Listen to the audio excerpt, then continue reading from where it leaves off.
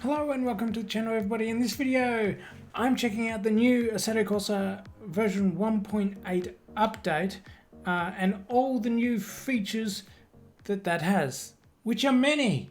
Let me show you. Look at this, major update. All these changes, you can pause if you like. Changes to the graphic, new engine, we've gone from the Unreal Engine 3 to Unreal Engine 4, I believe. That's going off the top of my head. Version 4. New edition of Dlss. Also the AMD version, which is FSR, which is actually completely different, but effectively does kind of the same thing. At least for you, the gamer, anyway. But I will test this out in a second. A ton of that. I'm not going to go through every single one here. I just want to get into the game. As said, more than welcome to pause it. A lot of gameplay changes, physics changes, camber changes, the way the tires work, the way the tires heat, new cars, new liveries in a lot of the cars, 2021 cars now, not just 2020 and before. The force feedback has gone up to 400 Hertz, so you should get more force feedback. Tire flex, all that kind of stuff. I'm going to jump into the game. Right, so here we are in the game now. We've got different cars, well, some of them, particularly this one here, the M4 GT3. I don't know if I can move that around. Oh. Showroom. Let's check out that M4. Beautiful. And that's coming from someone that doesn't even like BMWs. We will race that soon. But first, I want to go into the GTR because that's the last car I was driving at Bathurst just before the 1.8 version came out. Alright, that is a completely different off-the-line experience than I had when it was version 1.7. Totally different. And the way that curb just felt, I didn't just feel the curb, I felt the shape of the curve underneath me.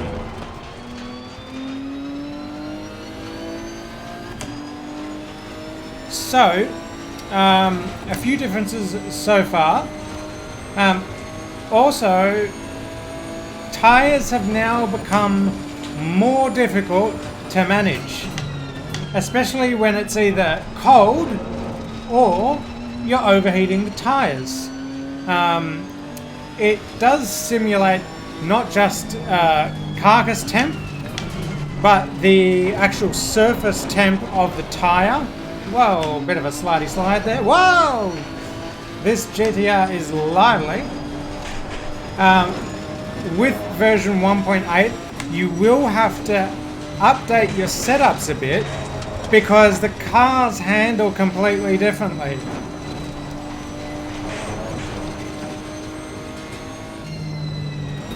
I've had to change the tire temps on this car to try and get it to handle the same as it did before and to keep the tires in an okay window. That's all I've done to this setup. It probably needs more work than that. It does not handle great right now compared to 1.7. As you can see with the Titan, I don't know if you know this, but ACC tends to like the pressures to be 27.5 and between 27.8. You can probably go to around 28 PSI, but you're starting to overheat the tires a little bit. So you have about half a PSI where the tires are in an okay spot. But ideally, keep them between 27.5 and 27.8.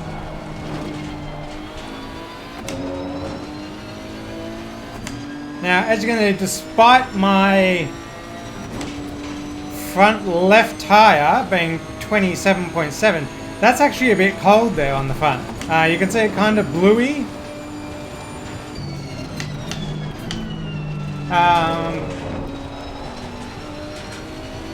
You won't see on your screen, but I have a screen in front of me on my sim that tells me, whoa, that tyre is only at 67 degrees Celsius. So it's really cold. And I've found in version 1.8, that's something you have to manage. Tyre pressures are kind of all over the place a little bit. And you need to adjust the way you drive for the tyre pressures and tyre temperatures. Because you've got to try and keep them in the window, which is kind of good because that's more simulation, isn't it? That's something real world drivers deal with. And as tyres wear, it gets harder to keep temperature in them and things like that. You see it all the time in real life. And I found previously in version 1.7 of Assetto Corsa Competizione, I've never had a big issue trying to keep tyres in the temperature range and in the PSI. It's just kind of worked. You set your setup to be between 27.5 PSI and 27.8 or even 28 PSI, and you're generally okay.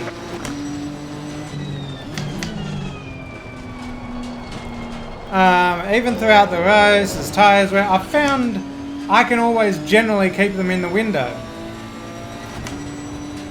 But in this game, like practically Assetto Corsa Competizione 2, it's a little bit more of a struggle. Whoa. So if you start to overheat the tyres, like I was starting to do there, then it starts to get a bit loose. Now my front left tyre is actually still a bit cold, despite being in the PSI range. Well, but then if I start pushing this a bit more, you'll start to see my front right start to go red. And the PSI will also start to go up as I push harder.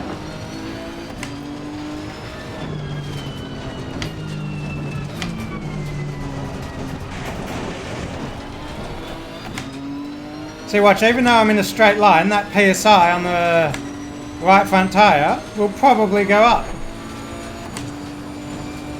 It's going to prove me wrong here. It doesn't. But anyway, it does. Probably because the tyres are still a little cold. But keep an eye on that, and you'll see it happen.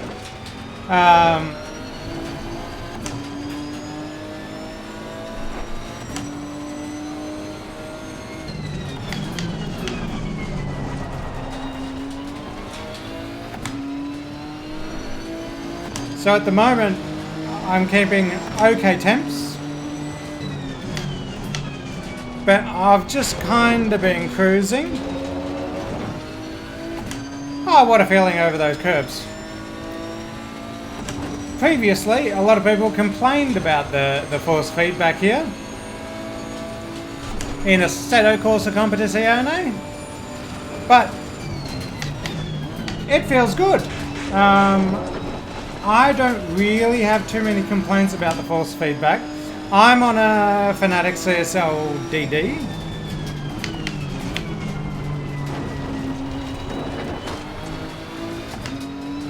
So Assetto Corsa Competizione has always normally been slightly biased towards direct drive wheels, even though this is only an 8 Newton meter direct drive.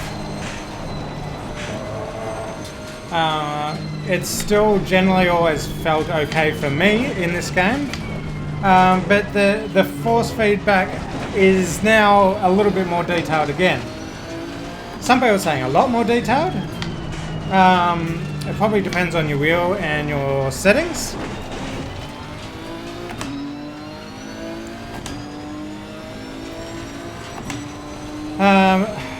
Anyway,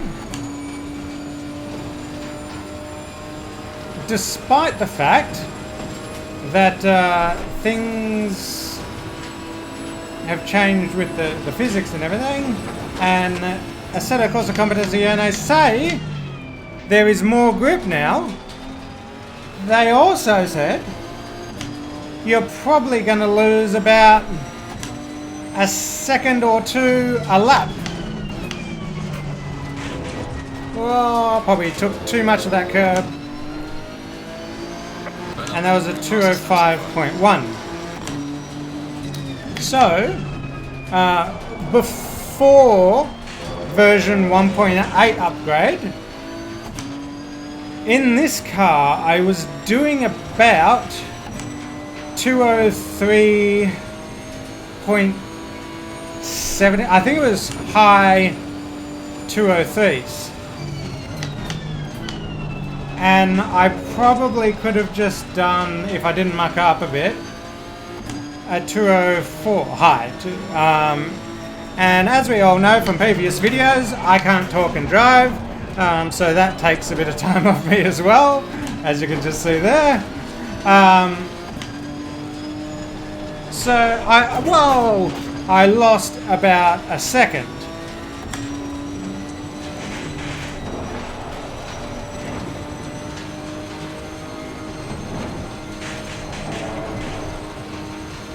But now, what I might do is jump over to the new Beamer, the M4 GT3, and see what we have. I'm starting to overheat the tires, and it's becoming, it's becoming harder to drive as I overheat them more.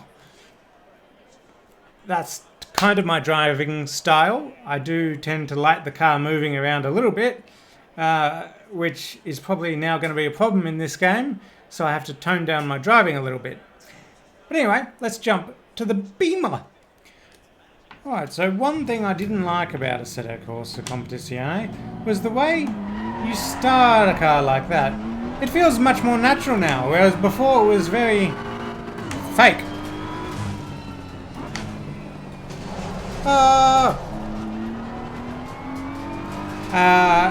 Cold tires, gotta remember that. I'm used to just pretty much gunning it in ACC and it just sticks to the road. Most of the time in ACC I just go for it and just brake a little bit earlier on the corners, and normally I'm okay. I actually do nearly identical times on cold tires than I do on hot tires. Normally within a second or so. However, in the new update, that's a little different. I feel like I have to tiptoe a little more. But anyway.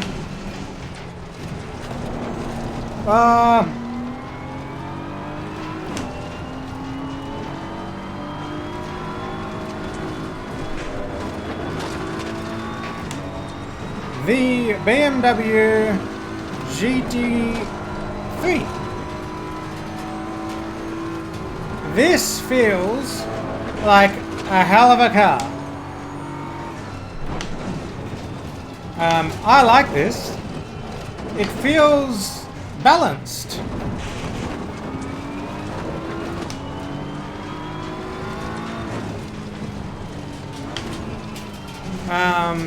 If I had to compare it to another car that you've probably driven in Assetto Corsa Competizione, and I assume you have it, or if not, then it's the Aston Martin V8 Vantage thing. It feels very similar to that.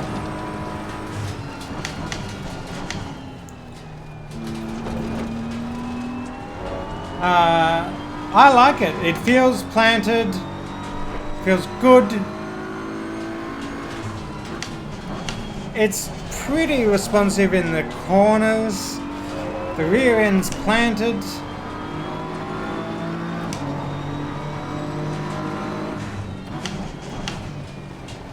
I feel like I can go pretty fast in this. I haven't really done anything to the setup. It's just had the tire temperatures adjusted. That is all on this car. I haven't had time to do a setup for this car yet.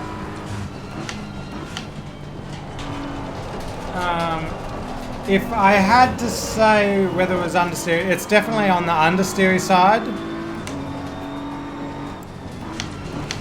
But that's easy to change in the setup with a little bit of aero tweaking.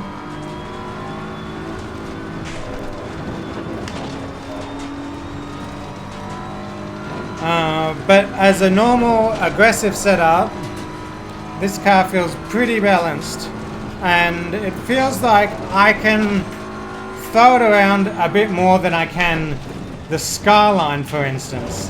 The Skyline, I have to be on tippy toes a little bit and be very careful, especially going down that hill there and here.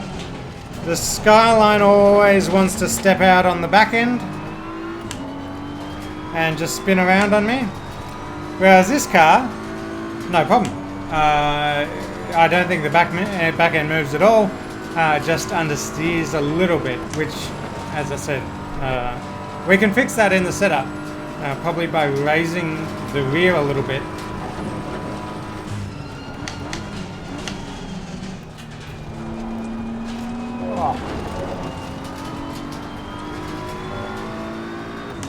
Tyre temps okay.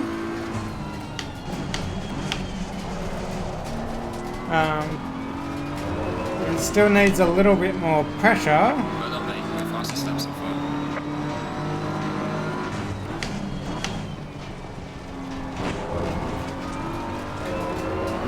Still not going as fast as a Skyline,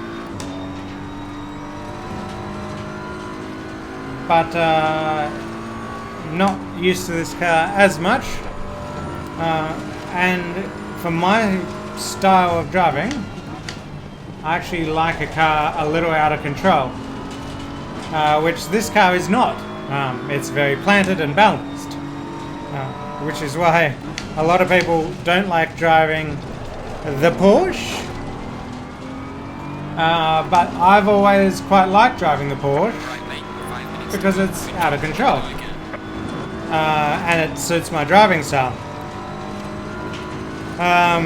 This car is just easy to drive, I would say. I think with a bit more practice and a bit of setup changes, I'd be able to make this Beamer sing around here faster than the GTR.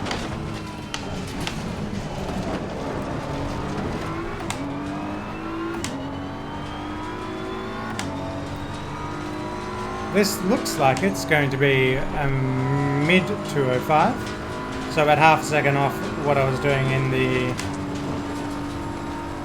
GTR. On to my next subject, and that's the visual quality and the performance, Dlss, FSR, all that stuff. It's been a bit of a topic with ACC ever since it came out, that it's not a well optimized game, and you need a supercomputer to run it. I wouldn't say that's the case anymore. Even before version 1.8 update, version 7, at least the later versions, just before this one came out, I found it was pretty good. I was running an AMD 5700,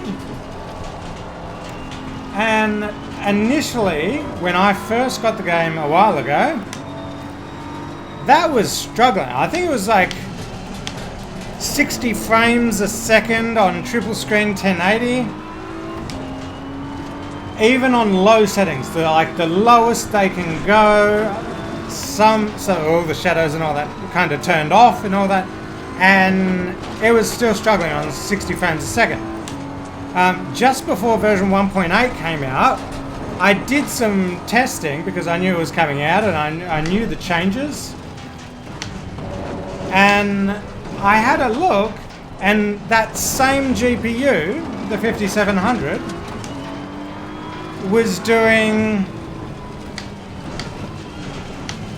about 120 frames per second. So it nearly doubled from where ACC was a long time ago. And maybe that has to do with AMD's actual drivers of the 5700 as well. Maybe the 5700 got faster. But I think most of that had to do with ACC, the Unreal Engine, and it was getting better.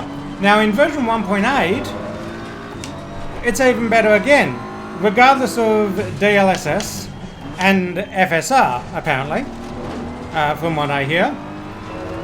I haven't tested that because at the same time version 1.8 came out, I also got a new GPU.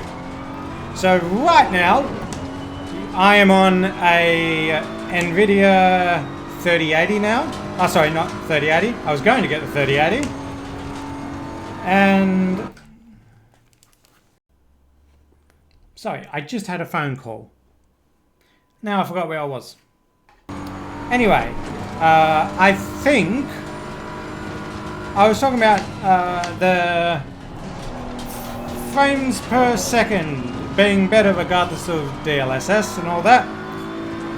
Now that we are on DLSS and FSR and everything, it'll help even more for those people with graphics cards like 1060s, for instance.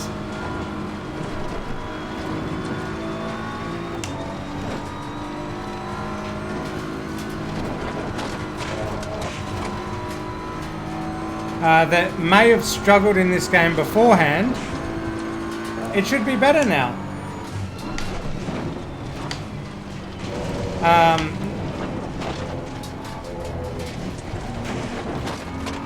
Because FSR works on anything. AMD's FSR. You don't even need DLSS. You don't need a high-end Nvidia GPU. But let's check this out now. So at the moment, I'm now on epic settings. Now on the 3070 instead of the older settings I was at before with the bare minimum. I'm now on the maximum.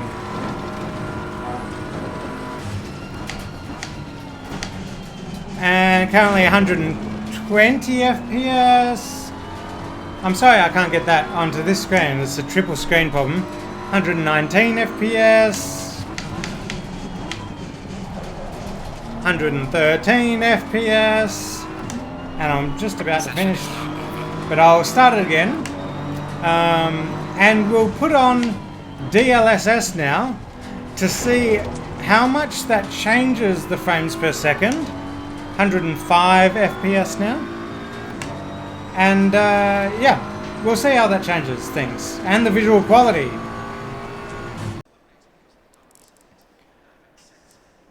Alright, as you can see, triple screen, high quality, high. I also, from memory, I don't know if that was 100% scale resolution before, but I increased that. I increased a few things, and also, normally it doesn't have contact shadows enabled on Epic, but I did enable them, so it's even more of a toll on the GPU. But I did lower, I think, something down. I can't remember what it was. I think it was shadows from epic to high or something. Yeah.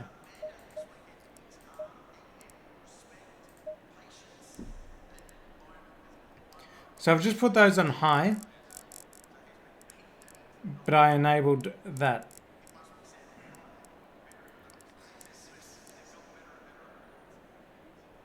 And I put that from mid to low. I find that's the way it runs the best. Before, I had a few spikes that just dropped it, and then me changing that has fixed it. So anyway, DLSS enabled now on the quality setting. So let's see how this goes.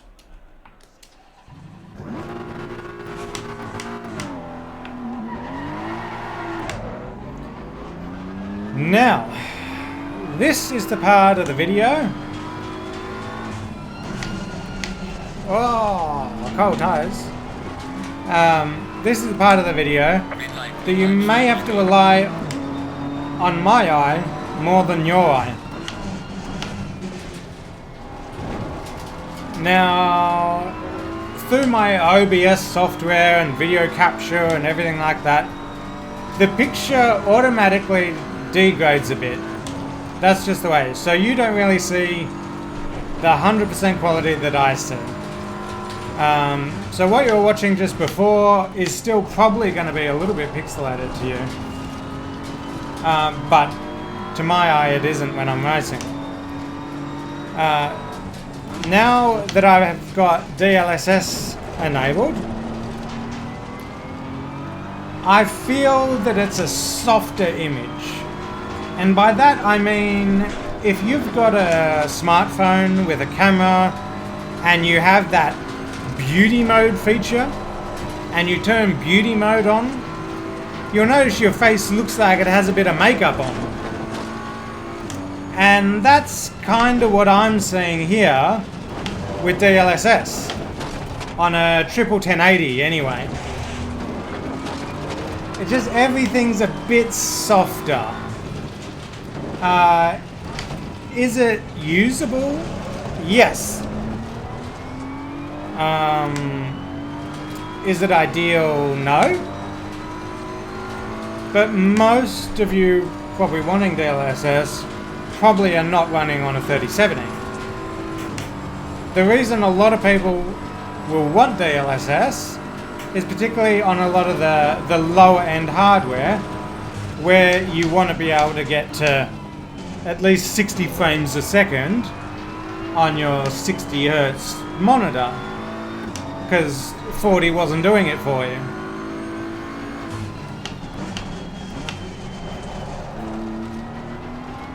So, FPS wise, we're at 130.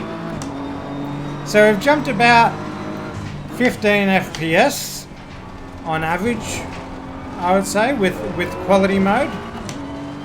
117, 120.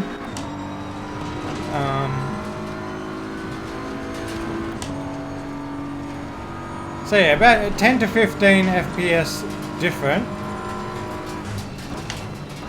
between not having anything at all and just using the raw power, at least on my PC.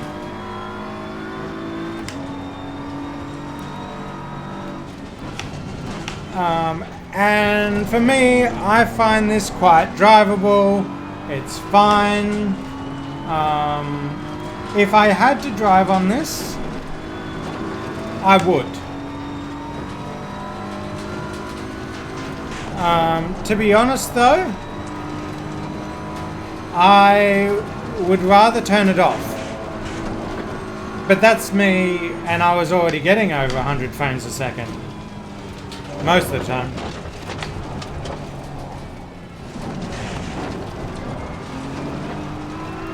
Even though I do have 144 Hertz monitors, and it would be good to get to 144 frames per second, I personally would rather take the hit a little bit on FPS than the, I guess you could say, beauty mode.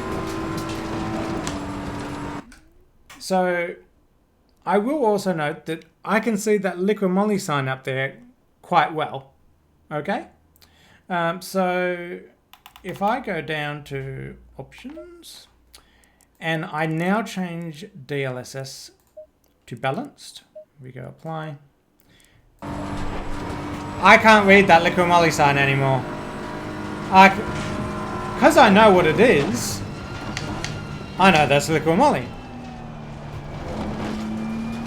But it's if I didn't know that it said liquid moly, it just comes out a bit fuzzy.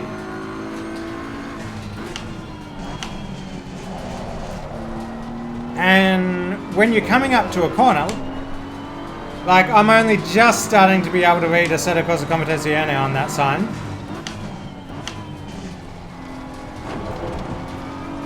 And again, I can't read the Audi Sport until about now.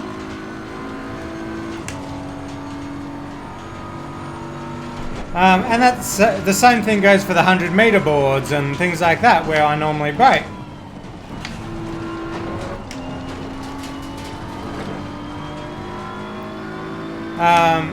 I can see that it's kind of there, but the quality is just a bit dodgy until you get up close. So I personally wouldn't use balance mode. 5 minutes to go. Keep pushing. I don't like that. I'm at 143 FPS now, so I've gained another 10 and a little bit FPS now.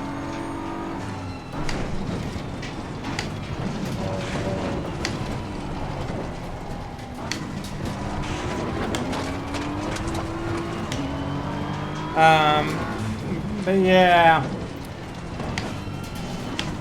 the thing with DLSS is it's kind of made for mainly single screen gaming, not triples, which a lot of people use in racing games.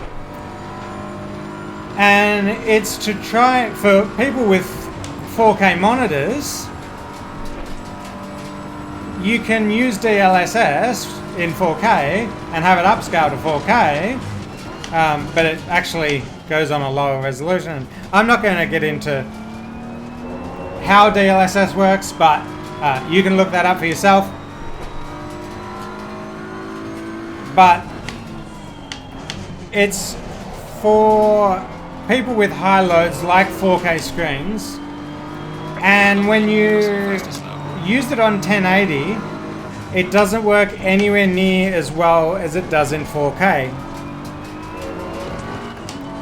You can use it in 1080, and it does still take some of the load off the GPU, and you'll get more FPS, but visual quality will suffer. So when you go to even the balanced setting on 1080, it doesn't look quite as well. Maybe if you're on 1440p screens, balanced might be okay, but if you go to performance or ultra performance, maybe then it'll be terrible. So let's switch over to FSR anyway, and just see the comparison between FSR and the DLSS, which, I mean, if you're running AMD, then, I mean, you can't run DLSS anyway. But if you're on a older Nvidia card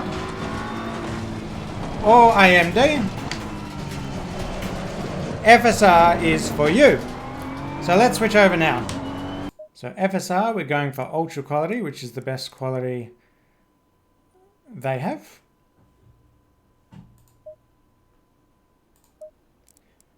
And we drive. Alright, now that we've switched over to FSR, we're doing about 140 FPS. The same as where we were with the balanced of the DLSS. So straight away, I'm seeing better performance out of FSR, at least at 1080.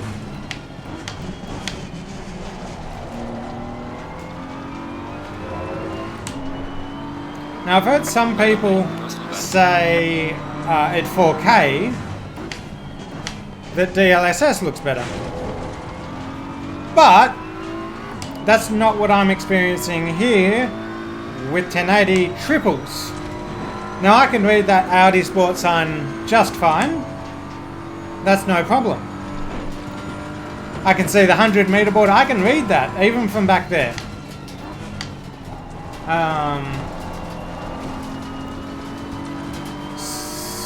So yeah, I'm finding even FSR on ultra quality to be better.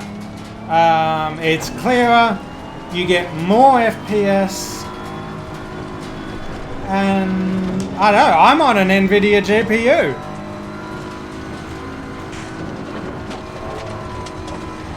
So that's a little weird. 135 FPS now.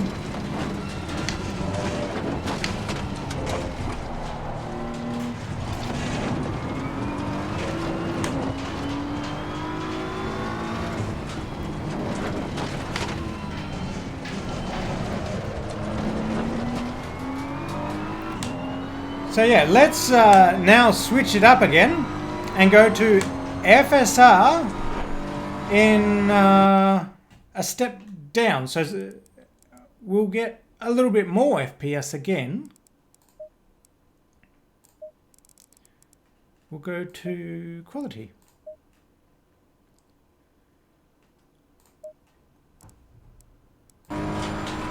And 144. I can read the liquid moly sign just, but going to quality, I feel like it's about the quality of the Dlss quality, because I don't have ultra quality.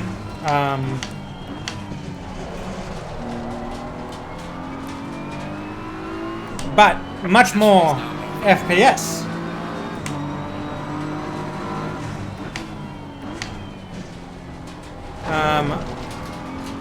Over 140 FPS.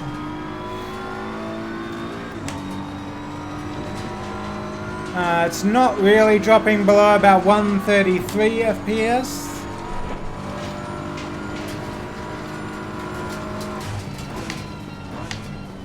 But yeah, I mean, this is drivable. But much like I said with DLSS, while drivable, I probably wouldn't bother. Me personally, in my circumstance with a 3070, getting these kind of phones. Oh, 150 FPS now for FSR in quality mode.